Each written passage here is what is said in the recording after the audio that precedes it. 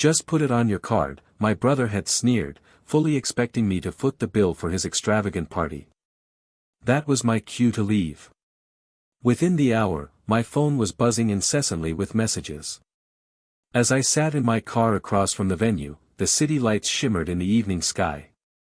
Inside, the music pulsed, and I could hear children's laughter, the soundtrack to an over-the-top birthday party for Lily, my niece, that I now realized I was unknowingly funding. I reached up and smoothed my hair, taking a slow, deliberate breath. Tonight was Lily's birthday, and for years I'd played the role of the generous aunt, covering her school fees, her clothes, even contributing to this ridiculous celebration. But a familiar knot was tightening in my stomach because I knew how this night would unfold. Jacob, my younger brother, has always been the darling of the family. Growing up, our parents showered him with praise and attention, while I was more of a background character. He was the charmer, the one who could get away with anything: bad grades, reckless spending. Any misstep was excused because he just needed a little guidance. I, on the other hand, was always expected to be the responsible one, to pick up the slack, and, as I've learned over the years, to be his personal financial safety net. At 38, I've built a stable career as a software engineer. I earn a decent living and live comfortably. Meanwhile, Jacob has squandered every opportunity he's been given. He dropped out of college, bounces between jobs, and somehow manages to convince our parents, and me, that his failures are never his fault. I've covered his rent when he was between jobs, which was frequent. I've paid off his debts when creditors started calling. I even co-signed for his car loan, a sleek BMW he parades around like a trophy, despite never making a single payment himself. I always justified it, telling myself I was doing it for Lily. She shouldn't suffer because her father refuses to grow up. But the truth is, I've enabled him for far too long. The breaking point was a quiet realization over coffee one morning. Scrolling through my bank statements, I saw the cold, hard numbers. I'd spent tens of thousands of dollars on Jacob over the years, with absolutely nothing to show for it. He's never repaid a cent. Never even bothered to say thank you. I wasn't his sister, I was his personal ATM. And tonight, I'm finally confronting that reality. Taking a final deep breath, I got out of the car, straightening my jacket as I walked toward the gaudy banquet hall. The scene inside was as ostentatious as I'd anticipated: crystal chandeliers, a ridiculous ice sculpture, a hired magician entertaining a gaggle of sugar-fueled kids. Everything screamed wealth, but I knew Jacob was broke. Look who finally decided to grace us with their presence. Jacob greeted me with a wide grin, a drink already in his hand. He was wearing an expensive suit, most likely paid for with the money I lent him last year. "Happy birthday, Lily," I managed, plastering a smile on my face as I gave my niece a gift I'd meticulously wrapped. Her little fingers ripped through the paper in seconds, revealing the set of fantasy novels I'd chosen specifically for her. Her face lit up, and she squeezed me tight. "Thank you, Auntie," she squealed. My brother, Jacob, however, barely even registered the present. "Books? Seriously?" he said, rolling his eyes. "You're such a nerd. You should have just given him cash, like the rest of us." I bit back a retort, swallowing the familiar sting of his dismissiveness. Later, I found myself trapped in a circle of Jacob's friends, a group of guys I barely knew, all seemingly hypnotized by his effortless charisma. "So, what do you do?" one of them asked, swirling the ice in his drink. Before I could open my mouth, Jacob jumped in, his voice booming with laughter. "Oh, my sister. He's a total workaholic. No social life whatsoever. Just chained to his computer, day in, day out. He has never dated anyone." The wave of laughter that followed crashed over me. My nails dug into my palms. He was deliberately belittling me, in front of his friends, in front of Lily. I'd been supporting his lazy lifestyle for years, and this was the thanks I got. I should have said something, should have stood up for myself. But I just stood there, feeling my cheeks burn with shame and anger. Then, he truly crossed a line. Anyway, no worries, sis, Jacob said, giving me a casual slap on the shoulder. You're picking up the tab tonight, right? Just put it on your card, like always. And in that moment, it became painfully clear. I wasn't his sister, I was his personal ATM. And in that moment I realized I was done playing that role. I didn't utter a single word. I simply turned on my heel and walked out. Behind me, I could hear a low buzz of confusion, but I didn't acknowledge it. Once outside, my fingers flew across my phone screen, freezing the credit card he'd been bleeding dry for so long. Then, a swift block, his number was dead to me. As I drove, a weight that had been crushing me for years finally started to lift. Let Jacob figure things out for once. I felt lighter. The air in the car felt thick, though, saturated with the lingering residue of the scene I'd just escaped. My fingers drummed a nervous rhythm on the steering wheel, the echo of Jacob's words ringing in my ears, loser. No social life. You're paying, right? The humiliation still stung. To be mocked in front of his friends, Lily, a whole room full of strangers, he treated me like nothing more than an ATM, laughing as if it were some kind of joke. For so long, I'd swallowed the resentment, convincing myself I was helping, being a good sister. But standing there, as the laughter washed over me, something inside finally broke. Pulling into my driveway, the quiet of my house wrapped around me like a comforting blanket. It had been ages since I'd made a decision solely for myself, rather than catering to Jacob's endless needs. Tonight, that changed. I went straight to my desk, opened my laptop, and began to make things right. First, the bank. The additional credit card, the one Jacob swore was just for emergencies, but consistently maxed out on dinners, nights out, and clothes, was cancelled. Done. Then, Lily's school. It wasn't fair that she had to pay for her father's irresponsibility, but I couldn't justify enabling him by funding her tuition. The administrator hesitated, a clear sign she knew the situation.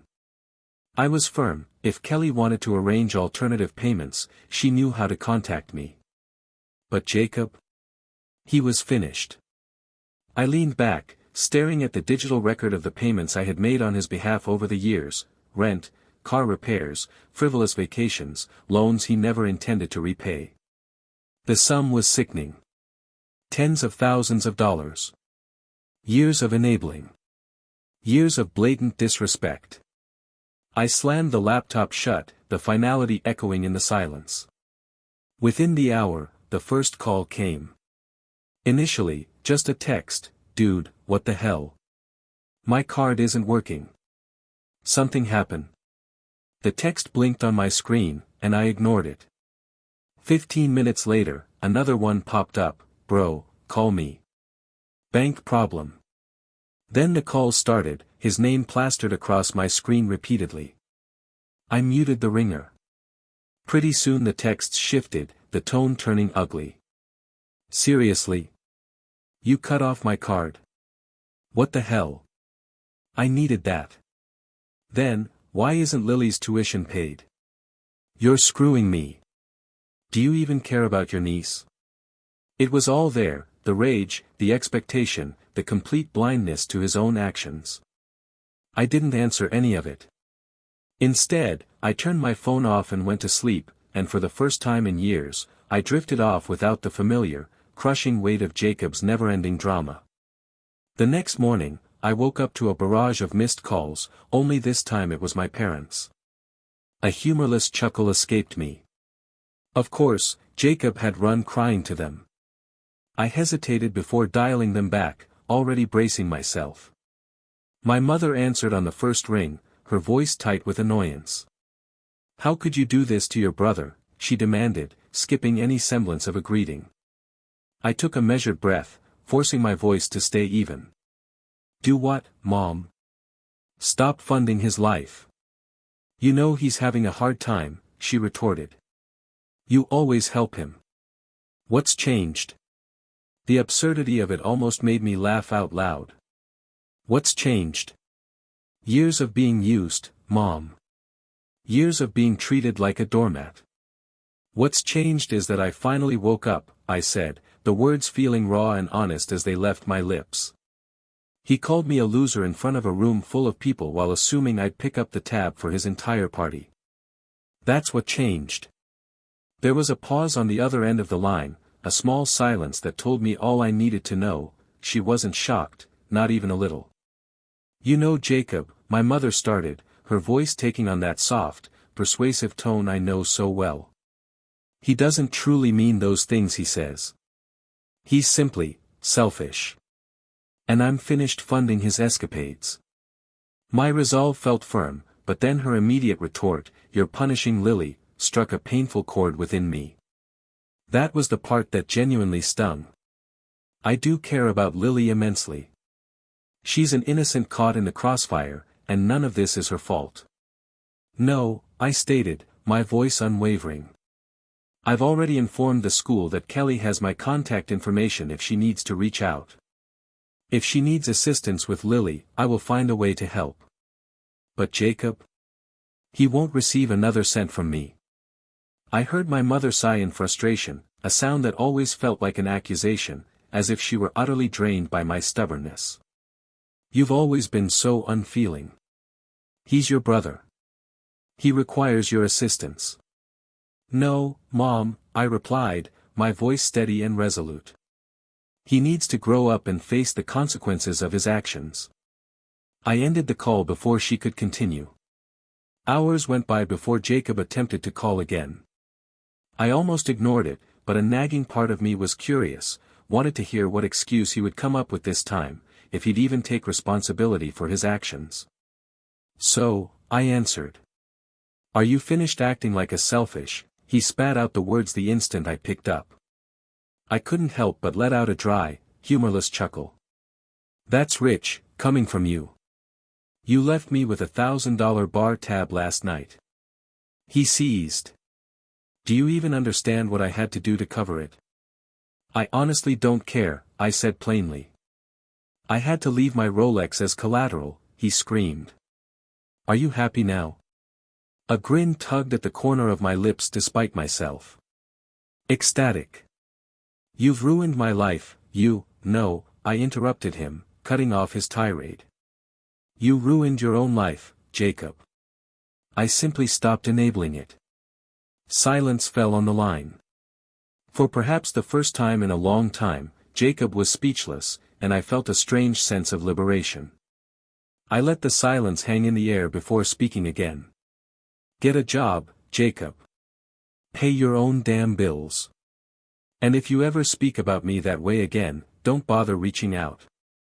I ended the call with a lightness I hadn't felt in what seemed like years. He had no idea just how much harder things were about to get for him. And for the first time, I wasn't going to be the one fixing it. The fallout started within days. At first, he was too damn stubborn to admit how deeply my decision had shaken him. But the cracks in his carefully constructed charade started to appear almost immediately. Before the week was out, his increasingly desperate calls escalated into a full-blown meltdown. My phone blew up. 3 voicemails from Mom in less than an hour, her tone sliding from disappointed to near hysterical. Even Dad, who usually stayed out of things between Jacob and me, sent a terse text, "Talk to your brother. This is getting out of hand." I ignored it. I wasn't responsible for Jacob's self-inflicted mess, and I sure as hell wasn't going to clean it up for him again. Then, late that evening, an unfamiliar number flashed on my screen. Hesitantly, I answered. Hey, it's Kelly, Jacob's wife. I exhaled slowly. Hey.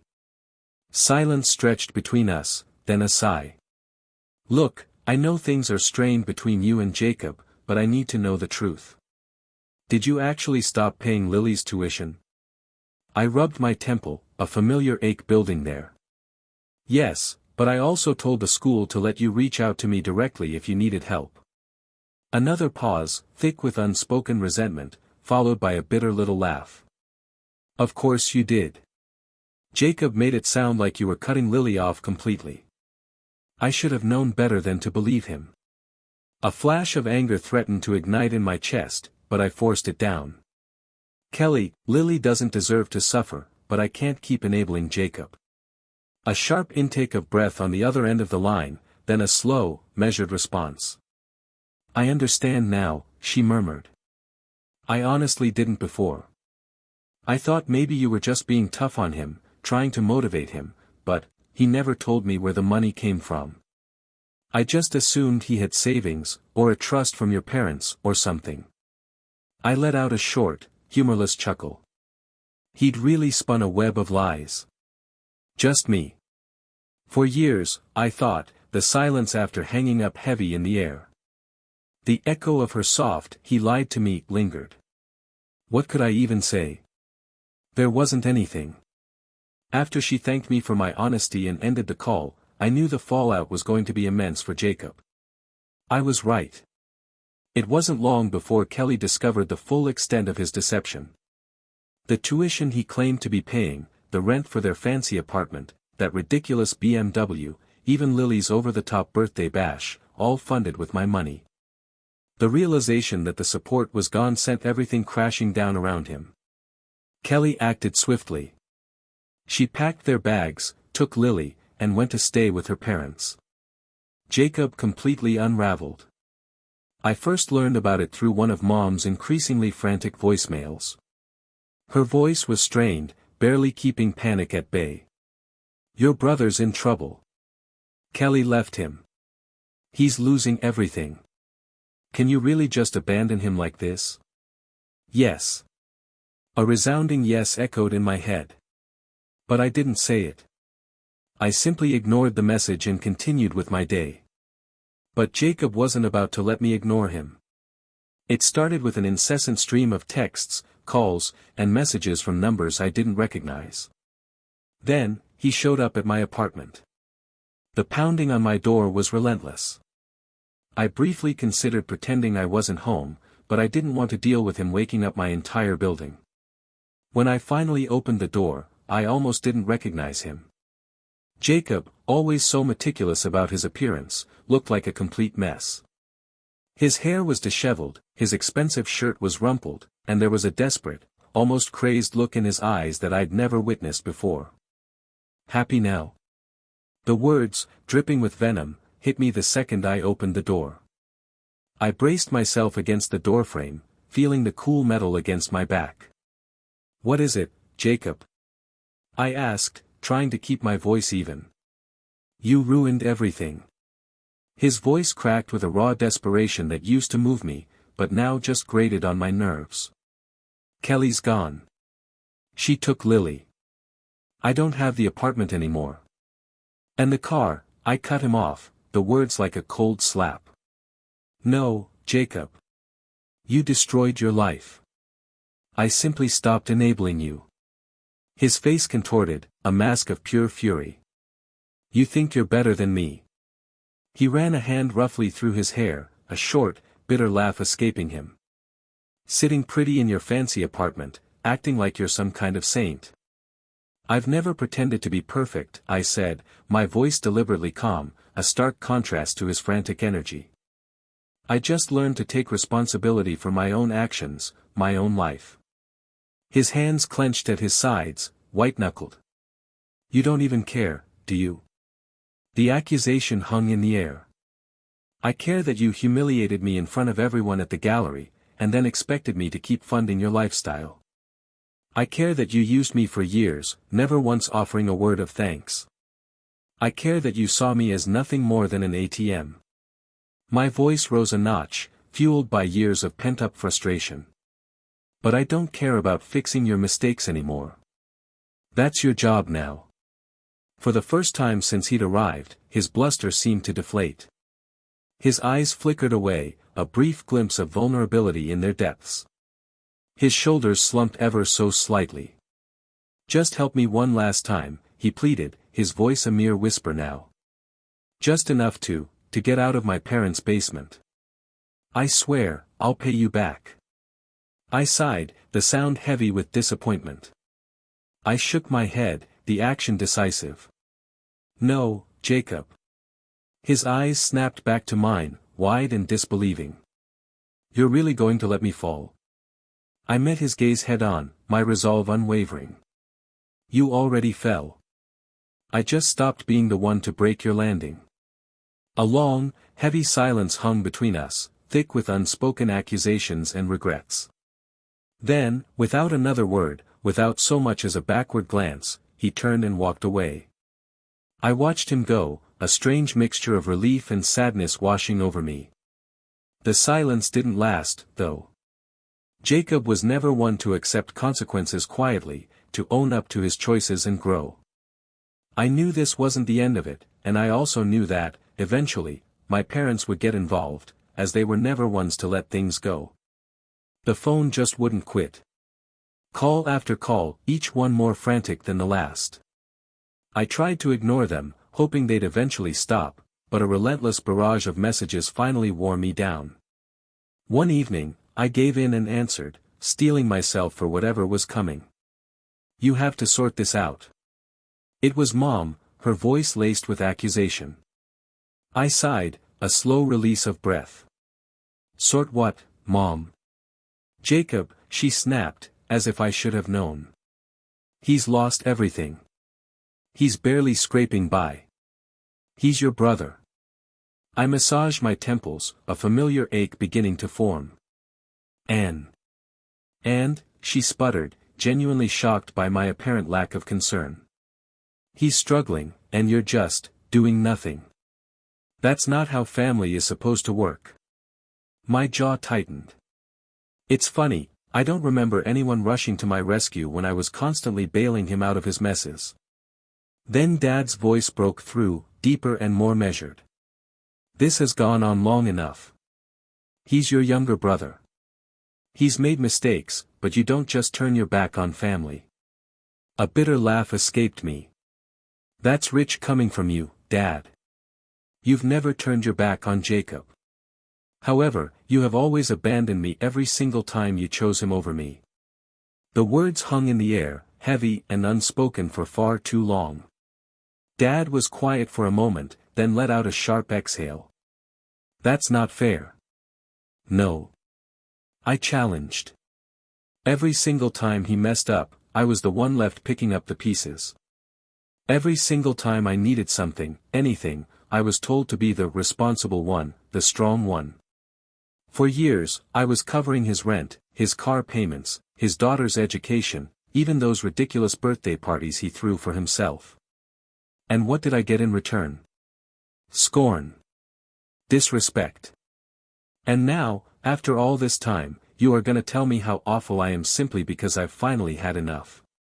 "You're being so cruel," Mom said, her voice tight with suppressed anger and frustration. "He's living in our basement now. He has absolutely nothing. He's miserable." I scoffed. "And whose fault is that, exactly?" Another silence descended, thick and heavy. "You just don't understand," I finally said, the words feeling heavy. "It's always been like this with you. You never saw what Jacob was really like, never understood him the way I did, the way he needed. He was always more vulnerable than you realized." A dry laugh escaped me. "Right, Jacob is sensitive. So sensitive that he expects everyone to clean up his messes while he treats them badly." "Do you even care about your brother?" she snapped. I pressed my eyes shut, my hand clenching the phone so tight my knuckles ached. Of course I did. I loved him fiercely. But love isn't a blank check. It doesn't mean letting someone walk all over you, drain you dry until you're nothing. My father sighed, a sound that felt like a weight on my shoulders. "So, that's it? You're giving up on him?" "I'm done being his backstop," I stated. My mother's voice softened, a tactic I knew well. "And Lily? Are you just going to abandon her too?" My chest constricted.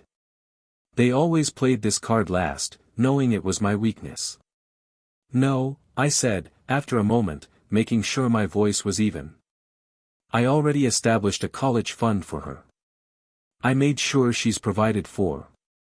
But that money, it's not going through Jacob. He won't touch a penny of it. I could hear the sharp intake of my mother's breath, the dawning realization that I wasn't going to cave this time. "This isn't how a family should be," she whispered, laced with disbelief. I exhaled slowly. "No, it's not. But I'm not the one who broke it." I disconnected the call before she could try to wear me down further. For the first time in a long time, the guilt didn't immediately follow. He must have understood that my parents were unsuccessful in their efforts to change my mind, because a week later, Jacob appeared at my office. I saw him through the glass door, a shadow of his former self, his hair messy, thinner than I remembered, and with dark circles etched under his eyes. There was something different about him. The usual cockiness was gone. For a split second, I thought about calling security, but I didn't. Instead, I walked out, hugging myself against the slight chill. "I need to talk to you," he croaked, his voice rough around the edges. I sighed inwardly. "You've got 2 minutes." He swallowed hard, glancing around like the very air was pressing down on him, suffocating him with the shame of having to ask for anything. I really messed up, Sarah." I raised an eyebrow, a cynical amusement bubbling up inside me. "Really? You think?" He shuffled his feet, rubbing the back of his neck, a gesture I knew so well. I didn't think it would all fall apart like this. Kelly's left. I can't even see Lily. And I don't even have a car anymore, it's all gone. I waited, letting the silence stretch between us, a heavy, uncomfortable blanket. He blew out a breath, the sound laced with desperation. "I just need a little help, Sarah. Just enough to get out of my parents' basement. I swear, I'll get a job. I'll start paying my dues. I'll pay you back." I tilted my head slightly, studying him. "Like you swore you would last time. And the time before that? And the time before that?" He flinched visibly. This is different. I've hit rock bottom." I shook my head slowly, my voice flat. "No, Jacob, it's not. It's just a new excuse." His jaw tightened, the muscle jumping in his cheek. "So, that's it? You're really just going to sit back and watch me drown?" I met his eyes, held his gaze, letting him see the steel in mine. "No, Jacob. I'm going to watch you learn how to swim. I'm going to let you finally, take some responsibility for your own damn life." His hands clenched into fists, his knuckles white. "You're such a selfish bitch." A humorless smile played on my lips. "And yet, for years, I was the only reason you had a roof over your head, or food on the table. Funny how that works, isn't it?" His face contorted with anger, a raw, ugly expression, but this time, he didn't have a witty retort, no excuses at the ready. "I'm done, Jacob," I said, my voice calm and steady, devoid of all emotion. "You want to fix your life? Do it yourself. You want to see Lily? Get a job. Grow up." His words, meant to wound, actually stung more with a kind of desperate plea. "Prove to Kelly that you can be a decent father. But I'm not fixing this for you." The anger was clear, a familiar flicker in his eyes, but beneath it, I saw something else, a vulnerability, a flicker of panic. It was like the rug had been pulled out from under him, and for the first time, he wasn't sure where to land. I turned away, the cold air biting at my cheeks, and left him standing there. It turned out to be the last time I saw him for what felt like an eternity. The months that followed stretched on, each one a stark reminder of the chasm that had grown between us. My parents were still distant, barely acknowledging my existence, but I'd hear snippets about Kelly and Lily through mutual friends. Lily was apparently doing wonderfully, without Jacob's chaos constantly disrupting her world, she was finally thriving. Kelly, with the unwavering support of her family, had managed to create the secure and loving home Lily deserved. As for Jacob, well, he'd apparently reached his nadir. He squandered the last of his savings, cycled through yet another dead-end job, and spent weeks bouncing between sofas, unwelcome for too long anywhere. Eventually, he swallowed his pride and took a job bartending at some dive on the other side of town. A job, he'd always claimed, was beneath him. And for once, there was no one to bail him out, no safety net to soften the fall. I refused to intervene. Every instinct screamed at me to step in, but I resisted. Then, almost a year after everything imploded, a text message appeared on my phone from an unknown number. I get it now. The words hung there, simple yet loaded with years of unspoken pain and resentment. I stared at them for what felt like hours. Jacob wasn't magically cured. He probably never would be. But maybe, just maybe, he was finally starting to grasp the impact of his choices, the depth of the hole he'd dug for himself. I didn't reply. Some lessons, I realized, had to be learned alone. Looking back, I finally understood the truth that had eluded me for so long. Love isn't about sacrificing myself on the altar of someone else's dysfunction. It doesn't mean shouldering their burdens and sacrificing my own well-being to rescue someone who refuses to help themselves.